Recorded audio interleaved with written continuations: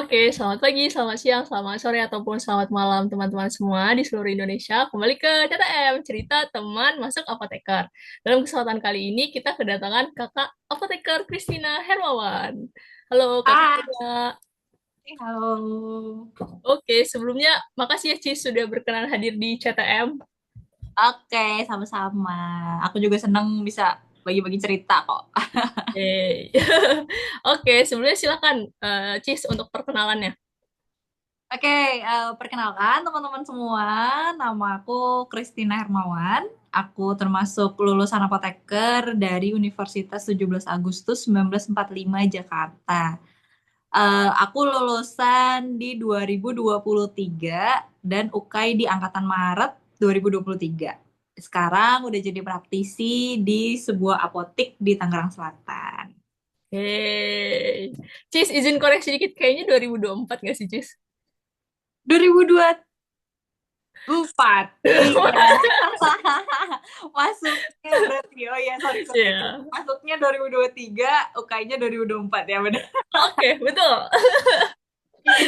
Oke. Lupa sama angkatan UKAI sendiri. Iya, ya. Oke. Nah, sebelum Cis bisa, oke, aku panggilnya Cis ya, teman-teman, karena kita kebetulan satu S1 dulu dan satu bimbingan. Iya betul. Oke. Nah, sebelumnya Cis, sebelum sampai di Apoteker Uta nih, Cis, kamu udah daftar di mana aja dan udah berapa kali coba kampus PSPA? Waktu itu aku nyoba sih 2 kali ya. Yang pertama tuh di ITB, cuman itu memang terlalu ambisius ya. Kenapa? Karena baru lulus 1 minggu eh dari S1, 1 minggu, bener-bener 1 minggu langsung daftar ITB. Jadi kayak terlalu ambisius ya, belajarnya nggak mateng. Jadi nggak dapet tuh dari ITB. Terus nggak lama 2 minggu kemudian aku daftar Unjani, sama ya dengan persaingan 1.000 orang, ternyata masih kurang belajarnya, jadi nggak dapet juga. Akhirnya masuk di UTA dan rezekinya di UTA gitu. Oke, berarti 3 kali ya, Cis. Pas ketiga dapet ya. Iya betul. Oke, oke. Nah, kalau misalnya di UTA itu PSPA-nya akreditasinya apa, Cis? Dia termasuk B. B. Atau kalau sekarang Iya, baik sekali ya berarti ya. iya baik sekali, betul betul. Mm. Oke, nah kalau gitu boleh nggak Cis sharing gimana tes masuk di PSPA UTA? Ada berapa tahap, terus tesnya tuh gimana sih gitu? Kalau untuk tesnya sendiri sih paling gampang ya menurut aku dibandingkan sama kampus-kampus yang lain. Kenapa? Karena dia tuh cuma satu, yaitu kalian harus bisa tes CBT. Kalian lulus dari CBT. Dan itu tergantung. Di zaman aku soalnya tuh ada sekitar 200 soal. Terus tapi setelah aku dengar-dengar dari teman-teman yang sekarang masuk, itu soalnya cuma 60. Uh, Iya, jadi berkurang sangat jauh kan ya. Itu aku juga baru tahu. Dan kalau kalian misalkan masuknya baru-baru ini sih harusnya sama ya, sekitar 60 soal. Karena nggak mungkin tiba-tiba dinaikin lagi. oh. Dia tipe soalnya gimana, Cis? Kan ada soal yang kayak kampusnya kayak S1, ada yang kayak buat apoteker gitu. Kalau UTA gimana tuh? Kalau UTA itu soalnya campur sih. Kalau menurut aku sih lebih ke kiblatnya kiblat UK ya.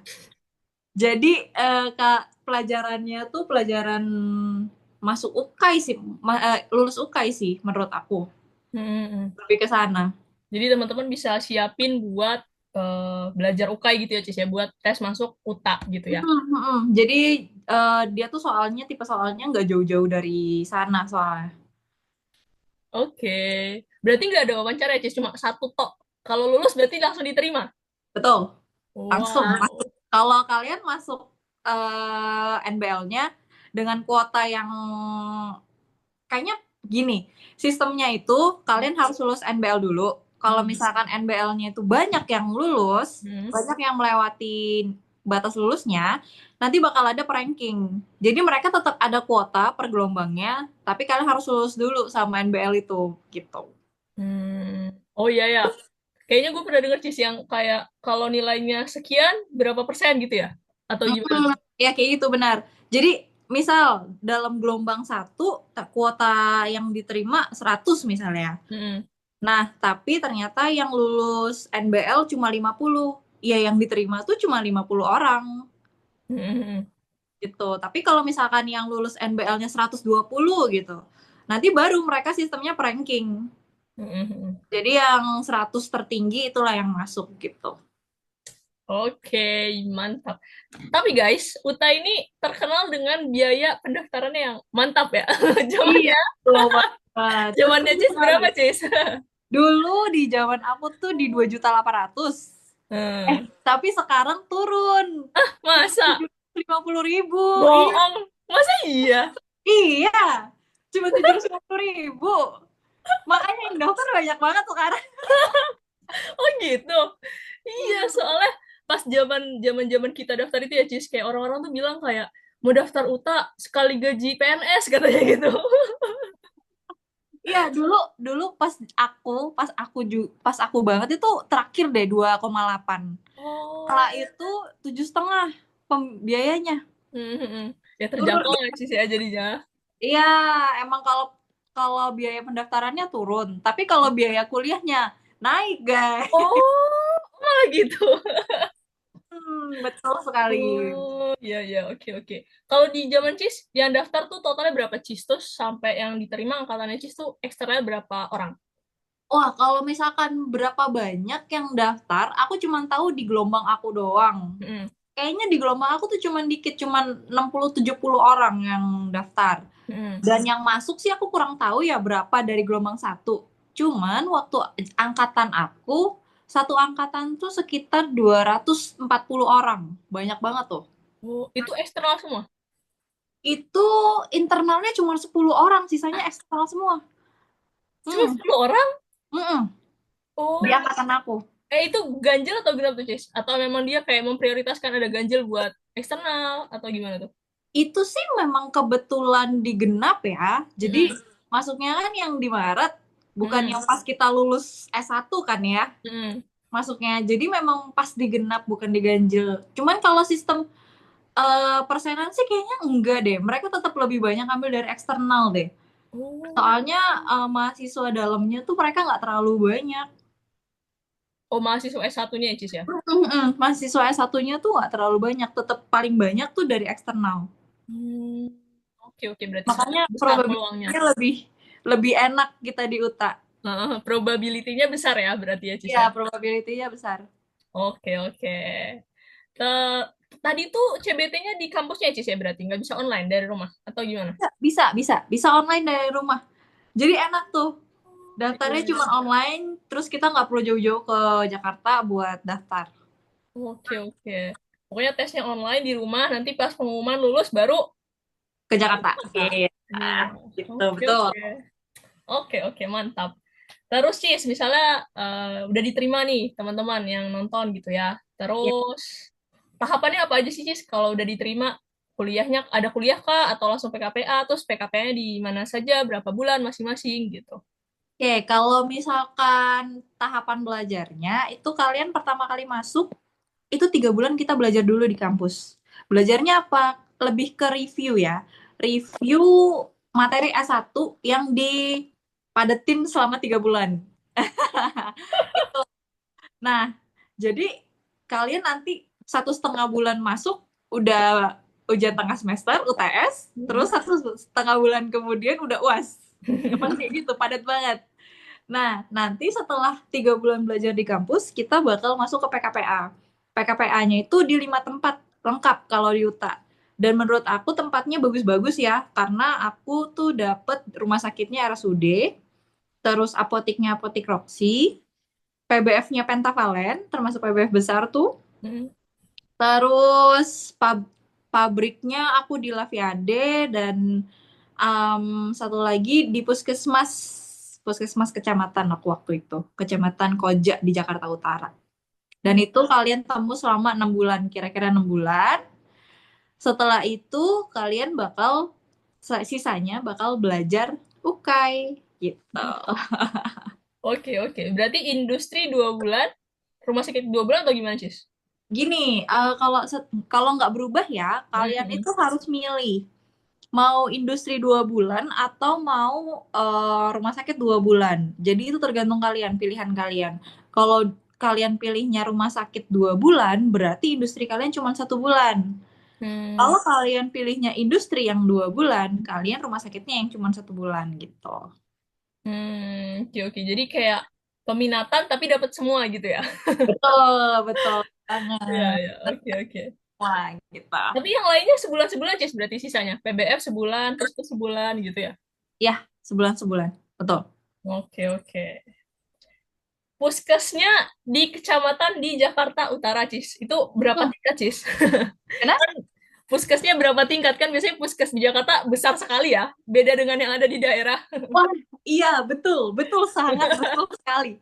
Itu 3 tingkat dan pasiennya nggak berhenti-berhenti. Bener-bener pasiennya nggak berhenti-berhenti. Jadi kalian kalau misalkan PKPA di puskesmas kecamatan di daerah Jakarta khususnya, itu pasti gak duduk ya guys ya.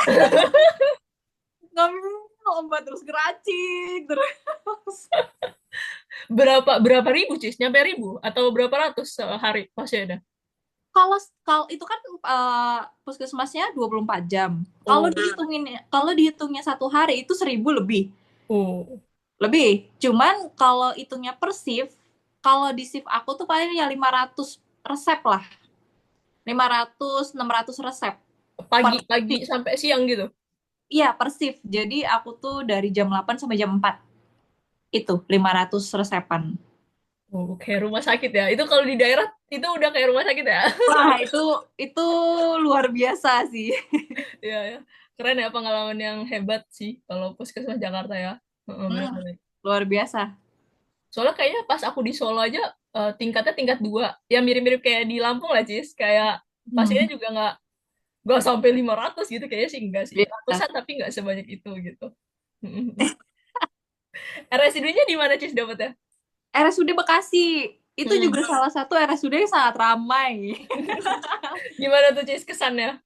Di sana itu jadi kita kan dibagi per depo ya. Hmm. Jadi untungnya dibagi per depo. Jadi deponya itu ada yang rawat inap, ada yang rawat jalan. Dan itu dibagi-bagi per gedung. Gedungnya tuh ada 5. Untung aja ada kayak gitu ya. Kalau dijadi satu, mabok dah. Jadi Untungnya setiap gedung dibagi-bagi. ada rawat inap, rawat jalan gitu, Cis. Iya, benar. Jadi Banyak dalam banget. banyak banget makanya. Keren, Jadi Uy. ada tuh satu gedung A itu, Hmm. kalau aku nggak salah ya, kalau aku nggak salah ingat ya, gedung A itu dia poli jantung, poli jantung, pembuluh darah, pokoknya yang berkaitan sama penyakit dalam, seingat Hmm. aku. Hmm. Terus nanti di gedung F, atau di gedung F itu yang spesialis paru. Di gedung E itu spesialis kulit. Gitu-gitu. Pokoknya dibagi-bagi Hmm. untungnya. Jadi dan itu pun dibagi lagi, ada yang rawat inap sama ada yang rawat jalan. Itu aja ya. Udah dibagi kayak gitu, satu rajal kita itu bisa 500 600 resep juga tahu. Luar Waduh, gitu ya. biasa. Wow. Luar biasa karena mereka kan jadi rumah sakit rujukan untuk seluruh Bekasi, makanya mereka seramai itu. Oh, tingkat tipenya apa, Cis? Tipe A. Oh, tipe A. Oh, mantap. Mantap. Cuman enaknya gini, Heeh. kalau di rumah sakit itu pengalamannya lebih banyak karena kita diajarin visit Hmm. yang nggak kita dapet di puskesmas. Terus kita juga diajarin konseling, terus PIO. Itu lebih lebih complicated daripada yang di puskesmas. Kalau yang di puskesmas itu kan lebih kayak penyakit-penyakit yang receh ya. Sedangkan kalau di rumah sakit tuh penyakitnya lebih kompleks. Jadi kita diajarin tuh lebih dalam di situ. Mm-mm. Kasusnya lebih dapet ya, Cis ya. Ya benar, kasusnya lebih dapet dibandingkan di puskesmas. Oke, oke. Tapi itu rolling, Cis. Sekarang kan banyak tuh depo rawat inap, rawat jalan per gedungnya. Itu kalian rotasi kah atau gimana? Ya benar, kita rollingnya tuh per 3 hari. Per 3 hari kita rollingnya. Oke, oke, oke. baru baru hafal obat, udah rolling lagi, hafal obat, rolling lagi. Oke, oke. Oh, iya, iya, iya. Ada ini juga, Cis, apa? Steril compounding. Ada dong, ada Oh, steril keren. compounding, ada juga kita nyiapin peralatan operasi. Aku tuh baru pertama kali lihat orang operasi yang bener-bener orang tapi kayak boneka tuh dioperasi tuh aku baru kali itu lihat. Terus gimana? Ya, kita sih lihat dari ini ya, dari bagian CSSD yang kan ada sih dia tuh kalau kita mau ngasih alat-alat steril itu tuh Hmm, kita nggak masuk ke dalam ruangannya, tapi kita ada locker gitu, hmm. locker steril. Jadi nah kita tuh liatin dari situ karena diajakin kakaknya boleh masuk lihat dari sini aja nggak apa-apa tempat kita naruh alat-alat steril gitu. Hmm. Ya udah ngelihat dari situ sudah serem banget. Keren, keren. Itu pengalaman berharga ya kan, tidak akan terulang gitu kan. Ini tidak akan terulang soalnya tuh bayangin ya kepala itu lagi dibelek terus lagi digini-gini itu keren banget dah pokoknya Ya, benar-benar.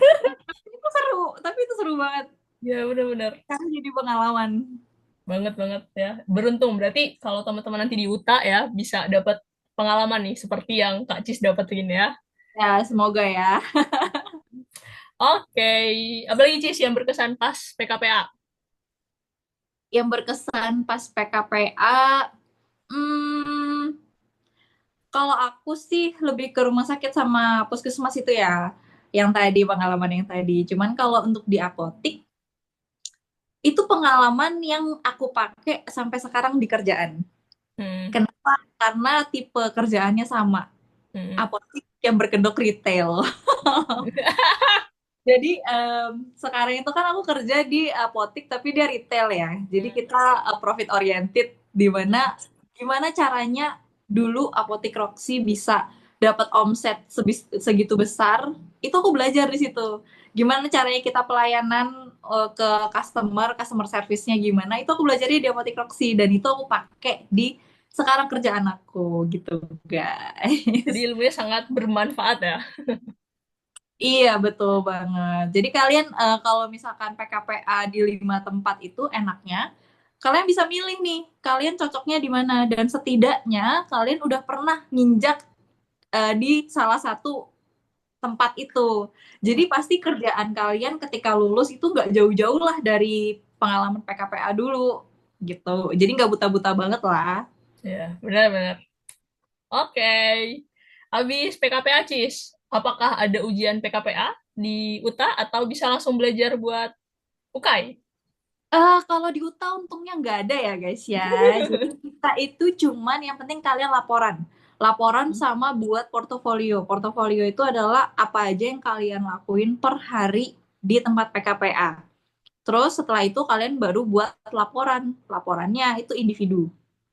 Udah gitu doang. Kalau misalkan laporan kalian di ACC, portofolio kalian di ACC, udah tanda tangan, kumpul, udah beres. Habis itu kalian bisa fokus untuk belajar UKAI gitu. Oke, oke. Tapi laporannya itu berarti masih laporan ya, Cis? Bukan kalau ada kan kampusnya dia portofolio, jadi kayak udah listnya itu dari kampus kan? Harus Hmm, bikin laporannya tentang apa? Kalau laporan itu berarti masih bab 1 sampai bab 5 kah? Atau ya, gimana? masih bab 1 sampai bab 5. Oh, ya, ya. Oke, oke. Dan itu buat semuanya tuh ya? Per tempat PKPA Betul, laporan. per tempat PKPA. Oke. Berarti kalau di portofolio UTA tuh seperti logbook gitu ya istilahnya ya? Apa yang dilakukan dalam Iya, satu hari? benar. Benar, portofolio UTA tuh kayak logbook. Jadi apa yang kalian lakuin per harinya. Oke, habis itu persiapan UK ya, Cis ya. Apakah ada tryout dari internal atau gimana? Atau ada les dari internal? Ada tryout dan ada les dari internal waktu zaman aku. Hmm. Kurang tahu kalau yang sekarang ya. Kalau zaman aku dulu tryout itu kita mulai dari waktu PKPA. Jadi tiap bulan tuh ada. Tiap bulan ada tryoutnya. Jadi kalian nanti ada 1 hari dalam 1 bulan itu kalian izin ke tempat PKPA untuk tryout Oh, offline. offline. Jadi kalian ke Oh, kampus. iya, Jadi kita iya, ke iya. kampus. Oh, Jadi ada 1 hari izin per bulannya buat TO itu. Nah, nanti ketika selesai PKPA, Seingat aku, TO-nya itu jadinya 2 minggu, sebulan 2 kali.